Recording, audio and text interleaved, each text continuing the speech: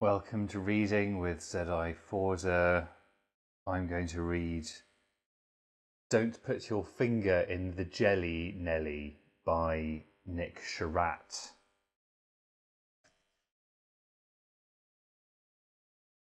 Don't put your finger in the jelly, Nelly.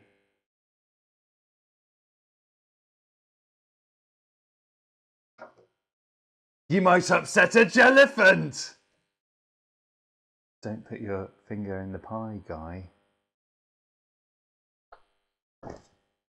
The orangutan won't like it! Don't put your finger in the cheese, Louise. You'll get caught by an alligator!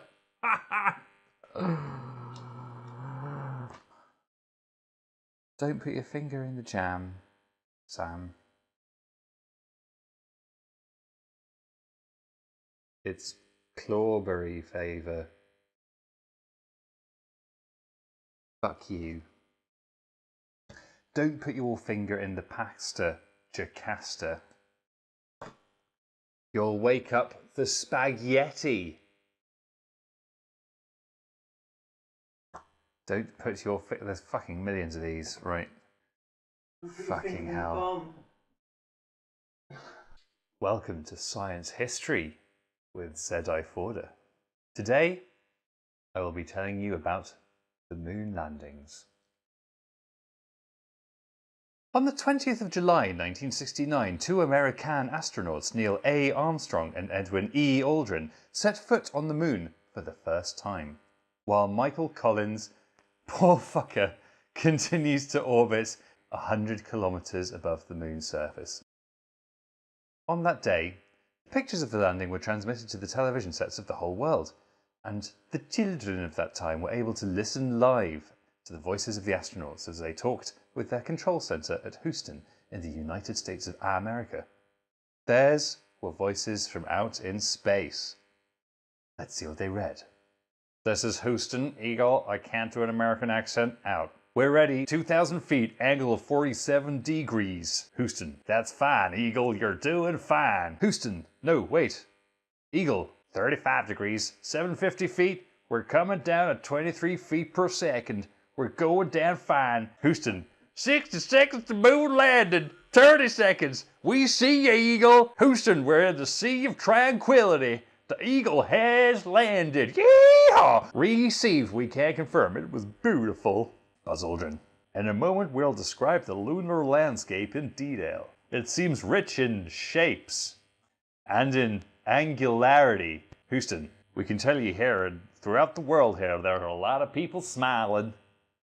We can see them on our security cameras. Neil Armstrong, there are two more up here. Collins, hey, don't forget the one in the Houston, Neil, this is Houston. We register a very low static pressure in your cabin. Do you think you can open the door? Armstrong, we'll do our best. Houston, okay. Armstrong, the door is opening. Aldrin, okay. I am now being played by Arnold Schwarzenegger. Stop it from closing. Stop the baby from closing the valve. Stop it. Aldrin, ready to go down. Neil, you're on a good line. Come a little bit towards me. Okay, you're through. You actually put a foot on the platform. Put your left foot a little bit more to the right. This is really quite boring, isn't it? Armstrong, how am I doing? Aldrin, you're doing fine. Everything's beautiful here and the sun is shining. Armstrong, can you open the door a little bit? Brackets. This is the most exciting moment. Close brackets. Houston, gentlemen, we have a TV picture. Aldrin, have you got a good picture? Houston, there's a lot of contrast at the moment and it's upside down, but we can see a lot of detail. Wait, okay, Neil, we can see you descending. Okay, I was testing, blah-de-blah-de-blah-de-blah-de-blah-de-blah-de-blah. Now the feet of the LEM, brackets.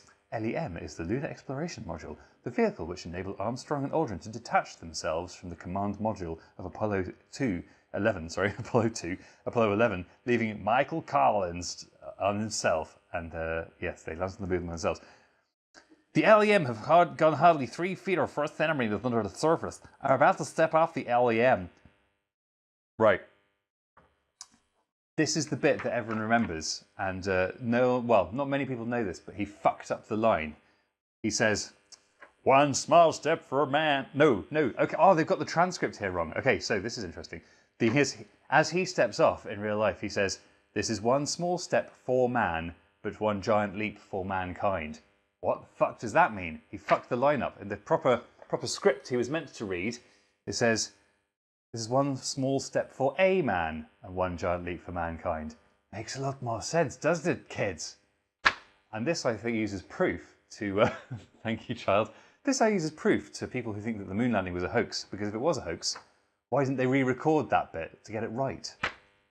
Obviously, that is very good proof that the moon landing wasn't a hoax. Armstrong.